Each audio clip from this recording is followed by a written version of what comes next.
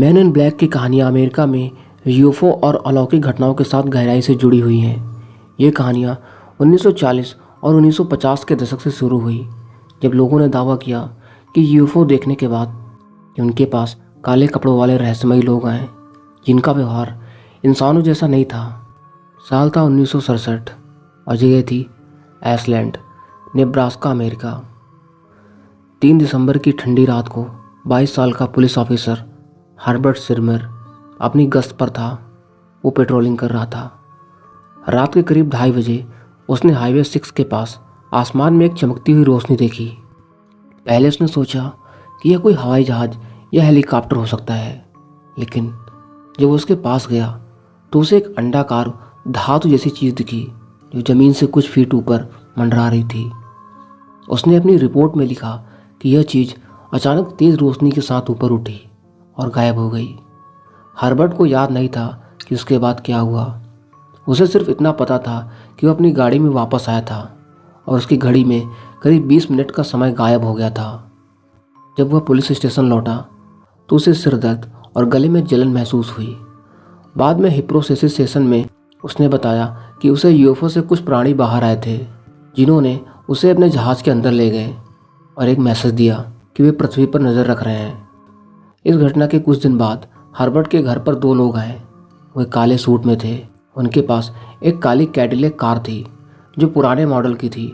Herbert ने बताया कि उनके चेहरे आसमान रूप से पीले थे, उनकी आंखें काली और गहरी थी और वे धूप का चश्मा पहने हुए थे। हालांकि उस दिन मौसम बादल वाला था। एक ने उससे पूछा, तुमने उस रात क्या देखा ऑफिसर? उसकी आवाज़ ठंडी, एक समान जैसी थी, जैसे कोई रिकॉर्डिंग हो। मतलब कि उसकी आवाज़ एकदम आर्टिफिशियल लग रही थी। इंसानों जैसी उसकी आवाज़ बिल्कुल भी नहीं थी। हर्बर्ट ने अपनी कहानी बताने की कोशिश की, लेकिन दूसरे शख्स ने उसे बीच में ही रोक दिया और कहा, जो देखा उसे भूल जाओ, किसी को मत बताना, हम फिर आएंगे। और वे जाने लगे। जब वे जाने लगे तो हर्बर्ट ने उनकी कार का नंबर नोट करने की कोशिश की, लेकिन नंबर प्लेट पर अजीब से चिन्ह थे जो उसने पहले कभी नहीं देखे थे। 1 हफ्ते बाद 12 दिसंबर की रात हर्बर्ट फिर से पेट्रोलिंग पर निकला था। उसने अपनी गाड़ी एक सुनसान सड़क पर रोकी और बाहर निकलकर सिगरेट पीने लगा। तभी उसे दूर से 2 काले साए दिखे जो धीरे धीरे उसकी ओर बढ़ रहे थे। जैसे ही वे करीब आए, हर्बर्ट ने देखा कि ये तो वही काले सूट वाले लोग थे। इस बार उनके चेहरे पर कोई भाव नहीं था और उनकी आंखें पहले से ज़्यादा चमक रही थी। वो दोनों उसके पास आते ही कहा, एक ने कहा, तुमने हमारी बात नहीं मानी। हर्बर्ट डर से कांपने लगा और बोला, मैंने सिर्फ सच कहा। आप लोग कौन हैं? जवाब में दूसरा शख्स उसके करीब आया और उसके कंधे पर हाथ रखा। उसका हाथ इतना ठंडा था कि हर्बर्ट को लगा जैसे बर्फ छू गई हो। उसने कहा, यह आखिरी वार्निंग है, अगली बार हम सिर्फ बात नहीं करेंगे। इसके बाद हर्बर्ट को कुछ याद नहीं रहा।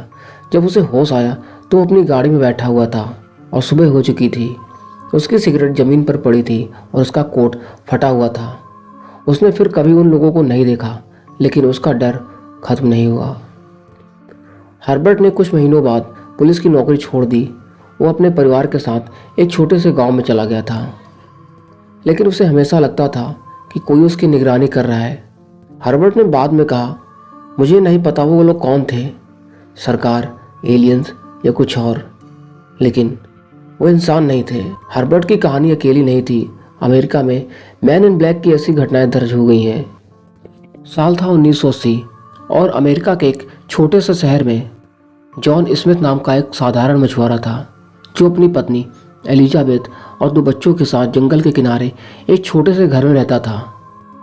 जॉन की ज़िंदगी शांत और सादगी भरी थी, लेकिन एक रात ने उसकी दुनिया को हमेशा के लिए बदल दिया। 15 अगस्त की रात जॉन अपनी नाव को लेकर पास की झील पर मछली पकड़ने गया था।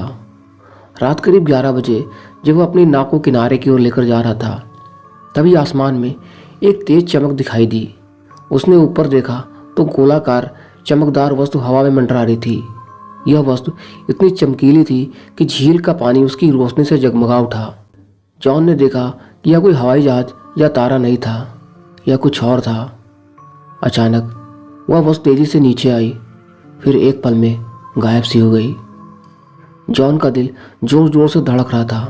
वो भागता हुआ घर की ओर लौटा और अपनी पत्नी को सारी बात बताई। एलिजाबेथ ने इसे मजाक समझा, लेकिन जॉन की आंखों में डर था। एलिजाबेथ ने कहा, शायद तुम थक गए हो, इसे भूल जाओ। अगले दिन जॉन ने अपने दोस्त स्टीव को यह बात बताई, जो एक स्थानीय अखबार में काम करता था। स्टीव ने इसे दिलचस्प समझा और एक छोटी सी खबर छाप दी कि एक मछुआरे ने आसमान में रहस्यमयी रोशनी देखी। खबर छपने के बाद 18 अगस्त की सुबह जॉन अपने घर के बाहर मछली साफ कर रहा था। तभी एक काली पुरानी मॉडल की कार उसके घर के सामने रुकी। कार से दो लोग उतरे। दोनों काले सूट में काली टोपी पहने हुए थे और उनके हाथों में काले दस्ताने थे। हर्बर्ट ने उन्हें देखा तो कुछ अजीब सा लगा। उनके चेहरे पीले और चिकने थे, जैसे कोई मास्क हो, और उनकी आंखें काली और गहरी थी, जिनमें कोई भाव नहीं था। एक शख्स ने आगे बढ़कर कहा, जॉन स्मिथ। उसकी आवाज़ ठंडी और मशीनी थी, जैसे कि कोई रिकॉर्डिंग हो। एकदम आर्टिफिशियल सी लग रही थी। जॉन ने हाँ में सिर हिलाया। दूसरा शख्स बोला, हमें आपके साथ बात करनी है, अंदर चले। जॉन उन्हें अपने छोटे से लिविंग रूम में बुलाया। उस समय उसकी पत्नी एलिजाबेथ रसोई में थी और बच्चों को बाहर खेलने भेज दिया था। उन लोगों ने जॉन से पूछा, उस रात आपने क्या देखा? जॉन ने डरते हुए कहा, मैंने बस एक रोशनी देखी थी, मुझे नहीं पता था कि वो क्या था। पहला शख्स आगे झुका और बोला, आपने जो देखा उसे भूल जाओ और आगे से किसी को भी मत बताना। हम जानते हैं आप कहाँ रहते हैं, आपके बच्चे कहाँ खेलते हैं। उसकी बात सुनकर तो जॉन के हाथ पैर ठंडे पड़ गए। उसने पूछा कि आप लोग कौन हैं, पुलिस से हैं क्या? लेकिन जवाब में दोनों चुप रहे। फिर वे अचानक उठे और बाहर चले गए। जॉन ने उन्हें खिड़की से देखा। वो काली कार सड़क पर थी, लेकिन कुछ ही सेकंड में वो गायब हो गई, जैसे हवा में घुल गई हो। उस दिन से जॉन और एलिजाबेथ की जिंदगी में डर सा समा गया था।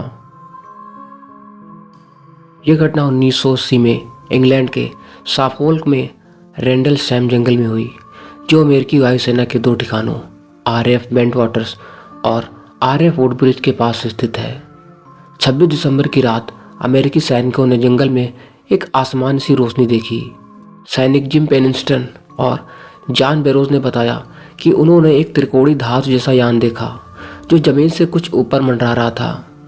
इसकी सतह पर कुछ अजीब प्रतीक नजर आए, और जब वे पास गए तो यान अचानक से तेजी से ऊपर उठा और कहीं जंगल में गायब हो गया। 2 दिन बाद लेफ्टिनेंट कर्नल चार्ल्स हार्ट ने भी इस क्षेत्र में रोशनी देखी और एक उन्होंने UFO देखा, जिसका विवरण उन्होंने ऑडियो टेप पर रिकॉर्ड किया। इस घटना की जांच हुई, लेकिन कोई ठोस जवाब नहीं मिल पाया। कुछ का मानना है कि यह परमाणु हथियारों से जुड़ा प्रयोग था, तो कुछ इसे अलौकिक मानते हैं। एक फॉरेस्ट रेंजर मैट के साथ एक ऐसी कुछ घटना हुई थी, जो कि नवंबर 1987 में घटी थी। जंगल में तैनात फॉरेस्ट रेंजर मैट कॉलिंस अपनी नियमित गश्त पर थे और रात के करीब 11 बज रहे थे और कोहरा इतना घना था कि पेड़ों की छाया भी धुंधली पड़ रही थी। मैट जंगल की हर आवाज़ से वाकिफ था, हवा की सरसराहट, उल्लुओं की पुकार। लेकिन उस रात कुछ अलग ही था। अचानक एक तेज नीली रोशनी ने जंगल को रोशन कर दिया, जैसे कोई विशाल टॉर्च आकाश से उतर रही हो। बिल्कुल ऐसी ही। मैट ने अपनी जीप रोकी और बाहर निकलकर ऊपर देखा तो पेड़ों के ऊपर एक विशाल डिस्क नुमा यान मंडरा रहा था, जैसे कि उसका आकार एक फुटबॉल जैसा हो और इसकी सतह एकदम चांदी की तरह चमक रही थी। मैट का दिल तेजी से धड़कने लगा। मैट बुरी तरह डर चुके थे। उन्होंने अपने रेडियो से बेस स्टेशन को संपर्क करने की कोशिश की, लेकिन केवल शोर सुनाई दिया। यान से एक हल्की गूंजती आवाज़ निकल रही थी, जो कि हवा में बिजली के करंट जैसी लग रही थी। अचानक यान से 3 पतली लंबी आकृतियां नीचे उतरी। वो प्राणी करीब 7 फीट लंबे थे।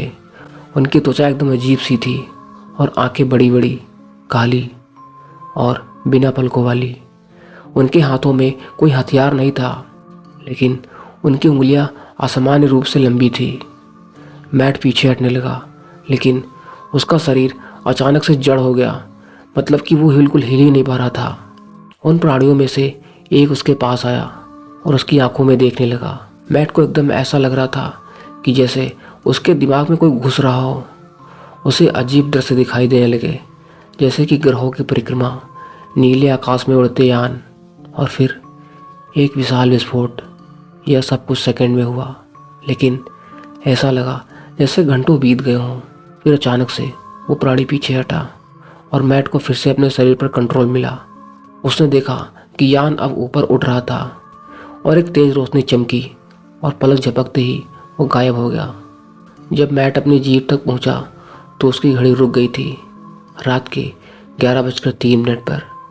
लेकिन बेस स्टेशन पर लौटते वक्त उसे पता चला कि सुबह के 3 बज चुके थे। लेकिन वो 4 घंटे का समय कहाँ गया, इसका कोई जवाब नहीं था। उसने अपनी कहानी अधिकारियों को बताई, लेकिन सबूत के अभाव में उसे पागल करार दिया गया। उसके पास कोई प्रूफ नहीं था, इसलिए फॉरेस्ट एडमिनिस्ट्रेशन ने उसे पागल करार दे दिया। हालांकि अगले दिन जंगल में एक अजीब निशान मिला, एक गोलाकार क्षेत्र में जहां घास जल गई थी और पेड़ों की शाखाएं टेढ़ी हो गई थी। स्थानीय लोगों ने दावा किया कि उन्होंने उस रात आसमान में रोशनी देखी थी।